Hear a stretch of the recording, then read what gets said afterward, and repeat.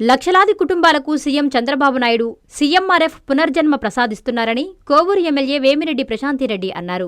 నెల్లూరు జిల్లా కోవూరుకు చెందిన గట్టుపల్లి సురేష్ బాబు అనే వ్యక్తి వైరల్ న్యూమోనియాతో బాధపడుతుండగా అందుకు సంబంధించి 2.13 లక్షల ఎల్ఓసీని మంగళగిరిలోని తన నివాసంలో ఆమె అందజేశారు. కష్టకాలంలో పేద మధ్యతరగతి వర్గాలను ఆదుకోవాలన్న సంకల్పంతో సీఎం చంద్రబాబు కోట్లాది రూపాయలు సీఎంఆర్ఎఫ్ కింద అందజేస్తున్నారని ప్రశాంతిరెడ్డి తెలిపారు.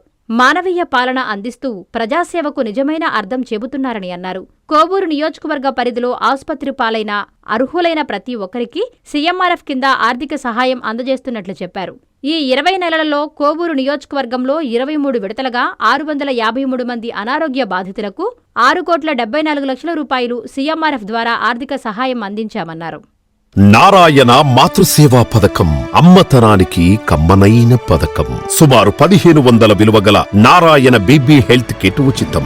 అవుట్ పేషెంట్స్ కు ప్రతి నెల డాక్టర్ ఫీజు ఉచితం. అల్ట్రాసౌండ్ స్కానింగ్ ఉచితం. గర్భిణీ స్త్రీలు కాన్పు కోసం కానీ ఇతర అవసరమై హాస్పిటల్లో చేరినప్పుడు బెడ్ ఛార్జీలు ఉచితం. ప్రాథమిక వైద్య పరీక్షలు ఉచితం. మందులు ఉచితం. బ్లడ్ బ్యాంక్ నందు అవసరమైన వారికి రక్తం ఉచితం.